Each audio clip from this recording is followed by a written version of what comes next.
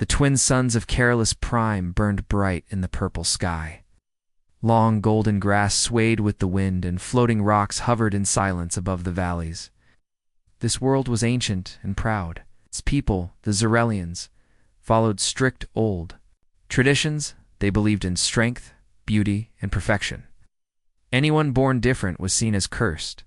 In a small, lonely home near the edge of the city lived Salia. She was a young Xerelian woman, with silver-blue skin and eyes like the stars.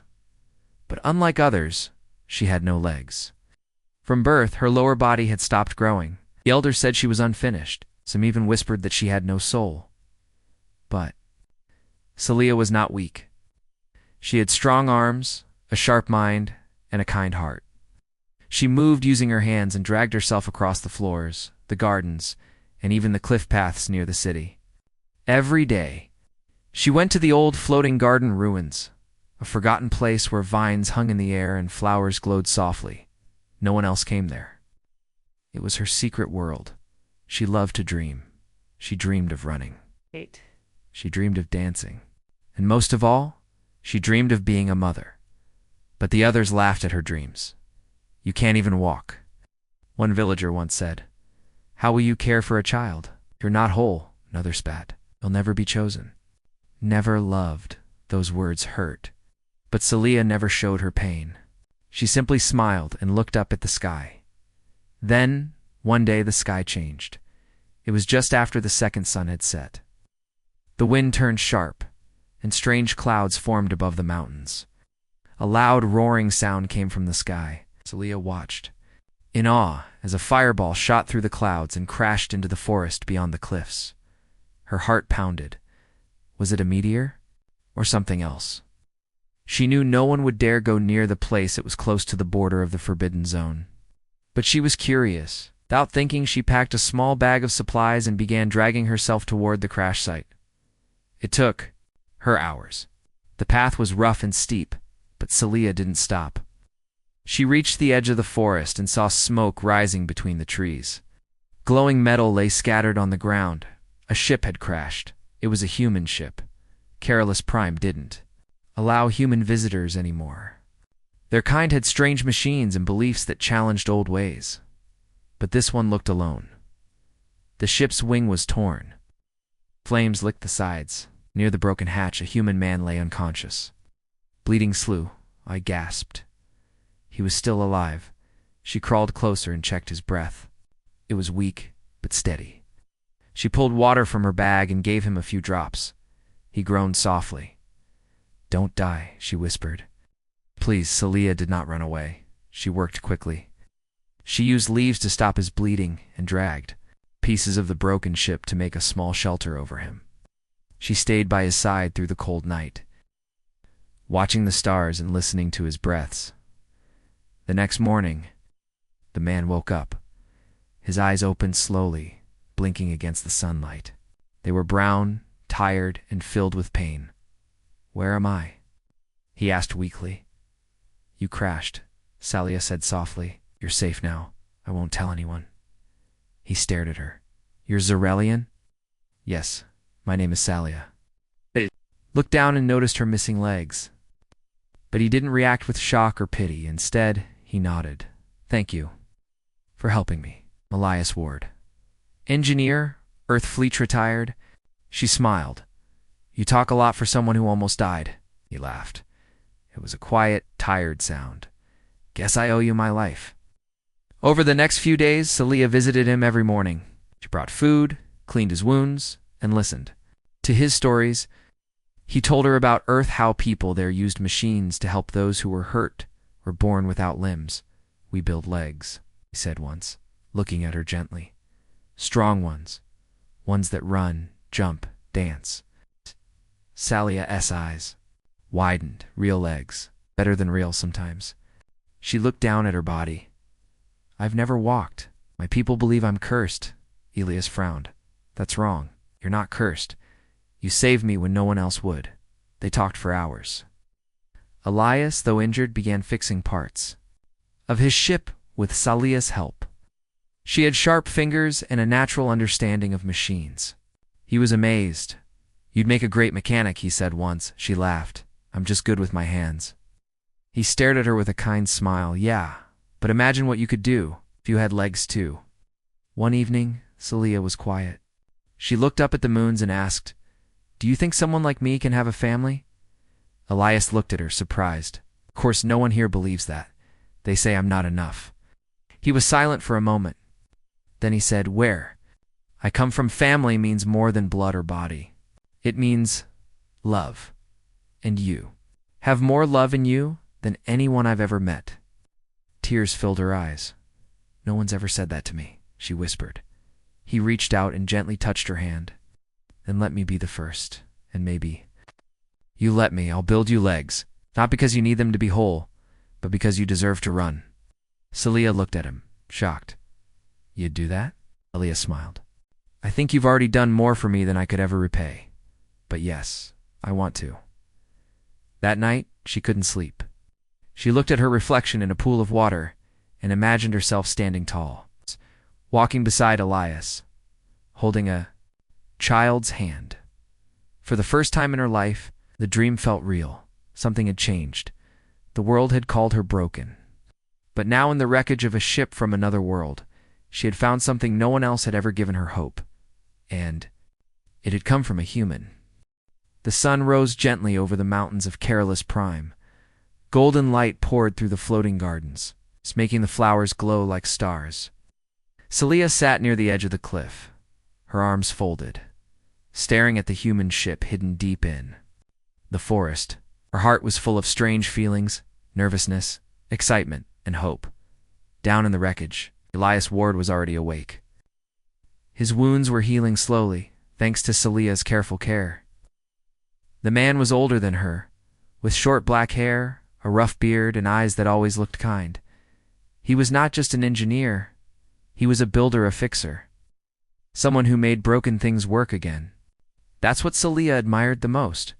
When she arrived that morning, Elias was holding a small tool in one hand and a damaged circuit board in the other. "Morning, Celia," he said with a smile. "Guess what? The solar cells are charging." "Again, we've got light tonight," she grinned. "I knew you'd fix it.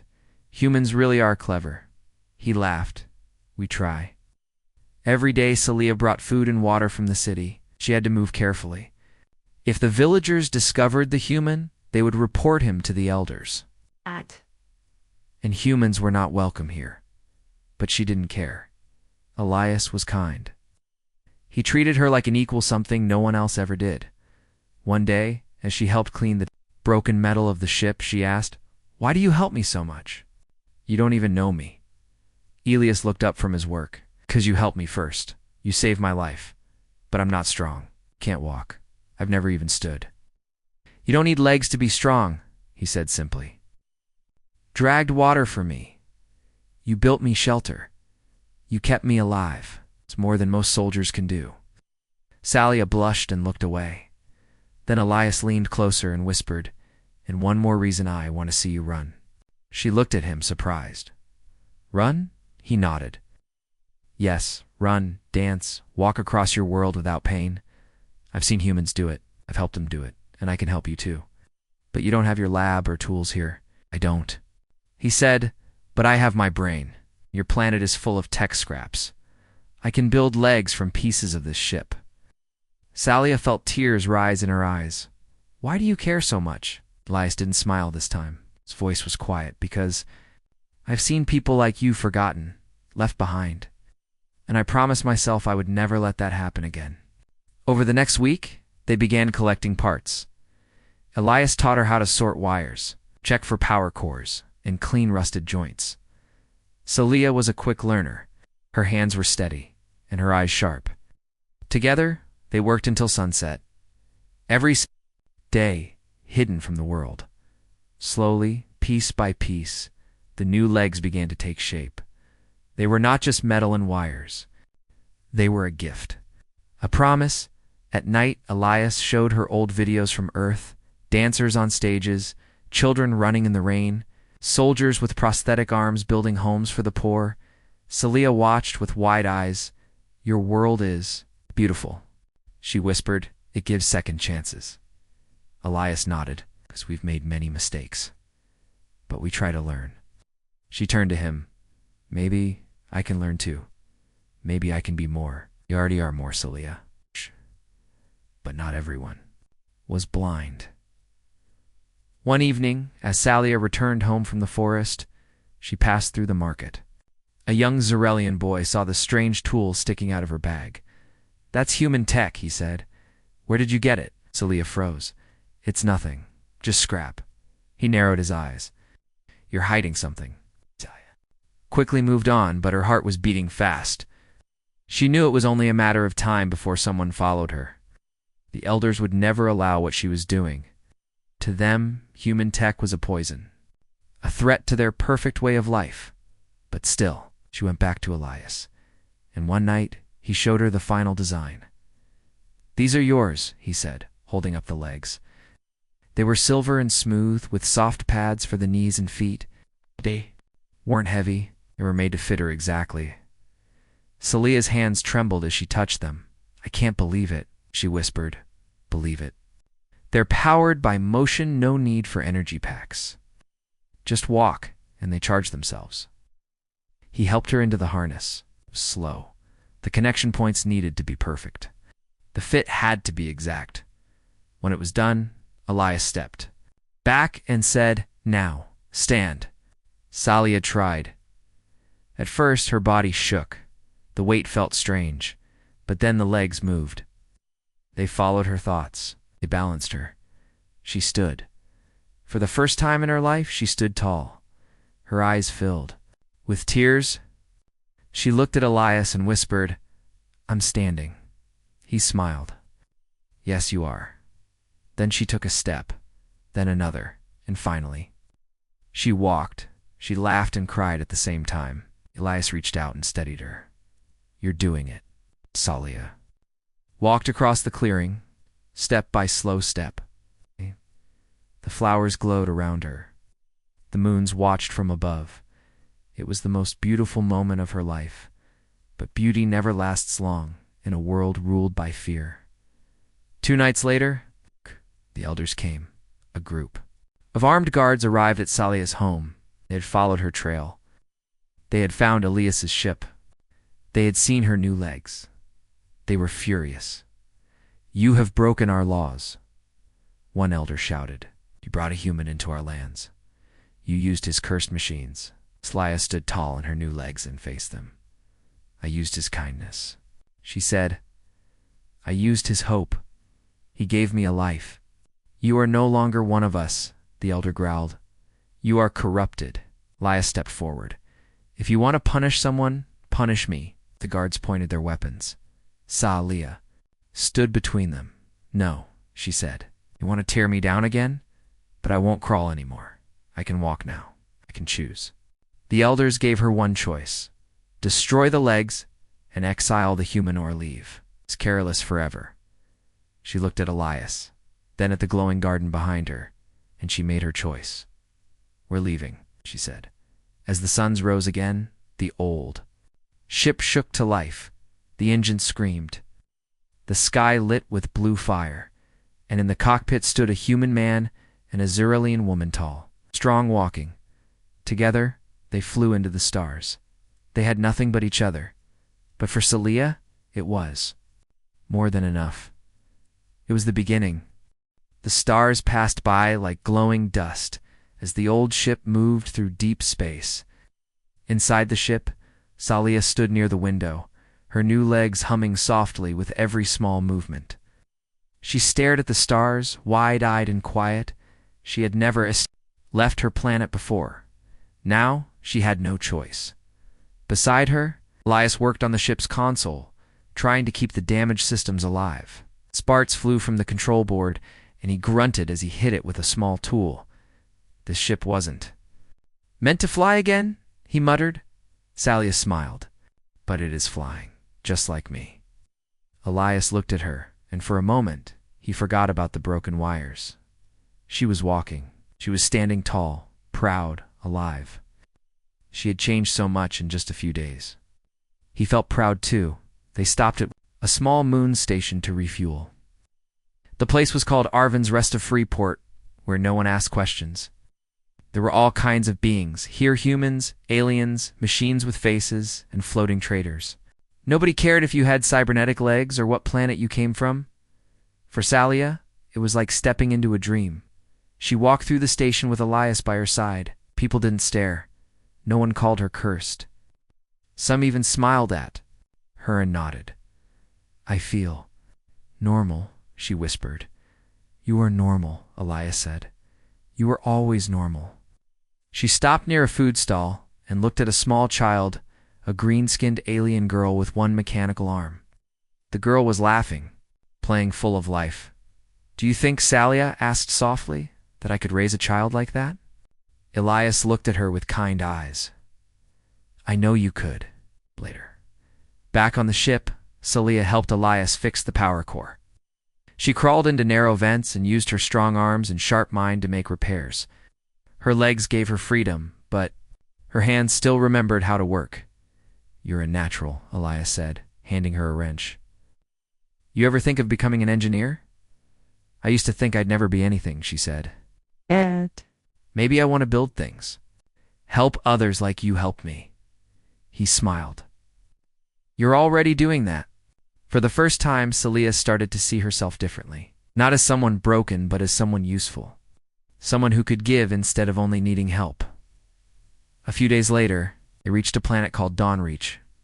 It was a free world, filled with people who had escaped strict traditions, wars, and fear. No one here cared about the past. Only the future mattered as they landed. Salia looked out the window and saw something that made her heart ache. Children, dozens of them.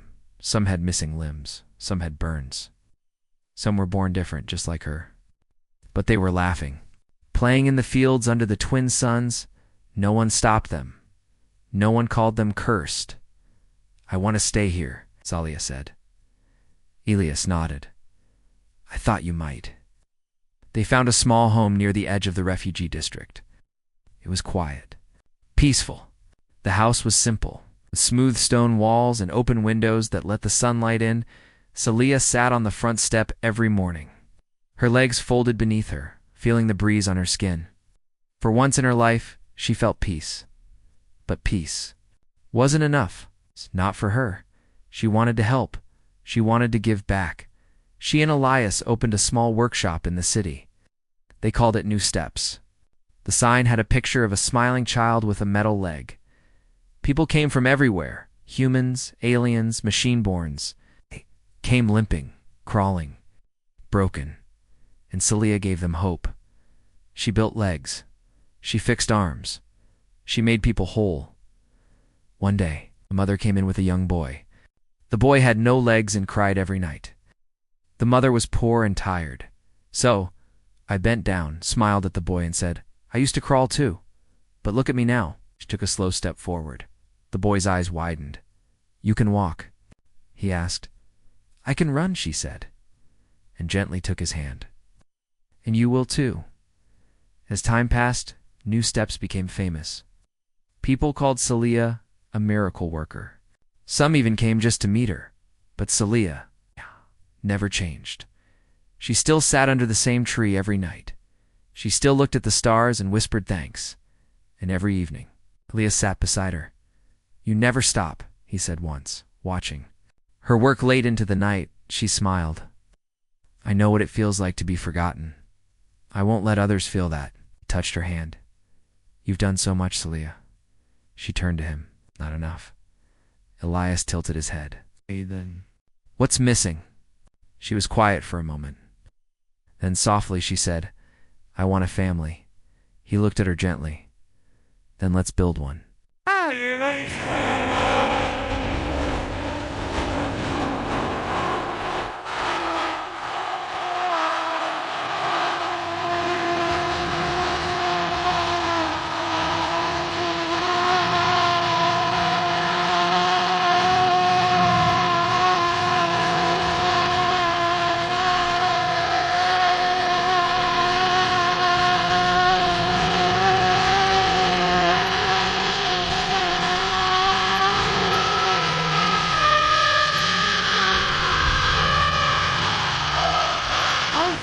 Elias nodded.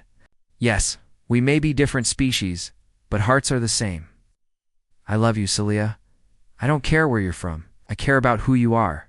Her voice trembled. No one has ever loved me before. You've always been worth loving. He said tears ran down her cheeks, and that night for the first time, she felt whole in every way.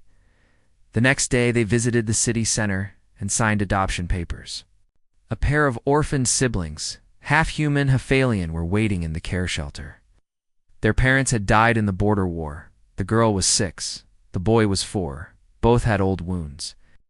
Both looked afraid. Salia knelt down and opened her arms. You don't have to be afraid anymore. We'll love you. We'll protect you. We'll walk together. The girl stepped forward and hugged her. The boy looked at Elias, then at Salia, and slowly smiled. That day, their new family was born. The city threw a small celebration weeks later. New steps had helped 100 people walk again. Salia stood on stage beside Elias, their children beside them. A young reporter asked, "What made you start this work?" Salia held the mic and spoke with a smile. They said I could never have a family. They said I was cursed. But I met a human who saw more in me than anyone else ever did. He gave me legs, but more than that, he gave me a new life. She looked at Elias and squeezed his hand. We built everything together, and now we help others do the same. The crowd clapped. People cheered. Children waved, but for Salia. The greatest moment came after the speech, when her daughter tugged on her sleeve and whispered, "Mama, I want to be like you when I grow up." Salia knelt down, hugged her, and whispered, "You'll be even more." The sky over Careless Prime was cold and dark when Salia and Elias received the warning. A small ship, fast and silent, had been spotted near the border of the city. The elders were angry. They had heard rumors about Salia's new legs, the human who stayed with her, and the strange technology from another world. Now they wanted answers and punishment. Salia stood in the quiet room of their small home, her hands gripping the edge of a worn table. Elias paced slowly beside her, his face serious. "They won't stop until they find us," Elias said. Salia nodded, her silver blue eyes steady. "Then we must leave before they do." They packed what they could: tools, food, parts of the human ship they had salvaged, and personal items. Salia put on her prosthetic legs carefully, feeling their familiar hum and weight. They were no longer just machines. They were her freedom as they prepared to leave. The soft sound of footsteps echoed behind the door. 2 young children, the siblings they had adopted, peeked inside. Their faces were pale, but determined. "We want to come," the little girl said. "We don't want to stay here." Salia knelt and smiled warmly. "We will keep you safe. We will go together." Elias lifted the boy gently and hugged him close. "We are a family now. No matter where we go as one." The night was heavy with silence as they slipped through the city's shadows. No guards stopped them. The elders had yet to send soldiers, but that time was coming. Salia's legs carried her swiftly across rocky paths and through hidden alleys. She felt alive. She felt strong. The old human ship was ready, but barely. Elias had worked day and night repairing its engines and controls. The ship was small and worn, but it could fly through the stars. They reached the landing pad. At the edge of the city, Salia looked back once, her heart heavy but full of hope.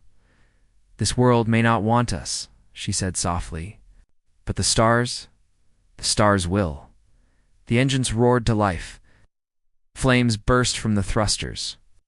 Slowly, the ship lifted, rising into the night sky. Inside, Elias guided the controls expertly. Salia held the children close, feeling the vibration. Beneath her feet, as the planet fell away beneath them, Salia whispered, "We are free." Elias smiled. "Yes, and now we begin." Their journey took them far from Careless Prime. The stars passed by like glittering fireflies. Strange worlds appeared on their sensors. Days turned to weeks as they traveled through quiet space. Salia learned to read star maps and operate ship systems. The children grew stronger and happier, laughing as Salia taught them to walk with her legs and run and jump. It was a new life, one built on trust, love, and hope. They finally arrived at Donreach, a free world known for its kindness and acceptance. The landing was smooth, and the welcome warmer than they expected. Here, people had scars, limbs of metal, and stories of pain, but no one was judged. Salia stepped onto the soft grass, feeling the warmth of the sun on her face. The children ran ahead, their laughter ringing in the air. Elias wrapped an arm around Salia's shoulder. "This is our home now," she nodded. "A place where we belong."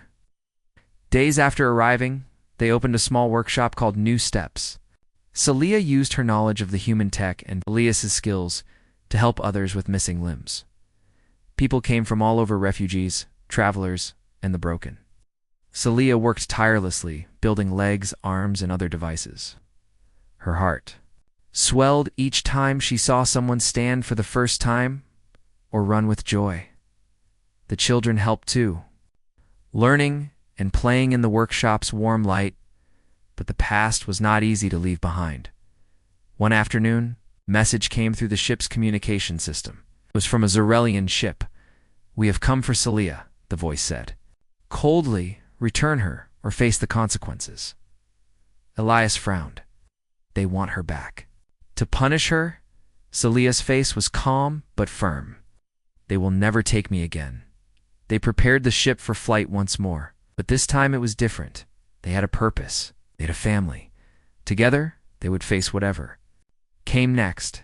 That night, as stars shimmered overhead, Salia held Elias's hand. The children slept peacefully beside them. She whispered, "They said I could never start a family, but we built one in our own terms." Elias kissed her forehead gently. "And we will protect it, no matter what." The universe was wide and full of dangers, but Salia was no longer afraid, because she was strong, because she was loved, because she had new legs and a new life. The morning sun painted the sky with soft pink and orange colors over Donreach. Birds sang, and the air smelled fresh and clean. In a small house near the city, Salia woke up feeling peaceful. For the first time, she did not wake up with fear or sadness. Instead, she felt hope and joy. Her new legs carried her smoothly across the floor to the window. Outside, her two children played happily in the garden, chasing small glowing creatures and laughing. Elias was already in the workshop, fixing a small robot that belonged to the boy. Salia smiled. Oh. This was her new life. In the months since their arrival, New Steps had grown bigger. It was now a small center where people came for help with prosthetic limbs, medicine, and advice. Salia and Elias worked together, teaching others how to build new legs, arms, and other devices for those who had lost parts of their bodies. Many children came here, some like Salia, born without limbs or hurt in wars. But in this place, they were not cursed or broken. They were strong, just like Salia had become. She often sat with the children, telling them stories about courage, hope, and love. She told them about the man who believed in her when no one else did. One day, a crowd gathered outside the workshop. A group of Zarelians from her old homeworld had arrived.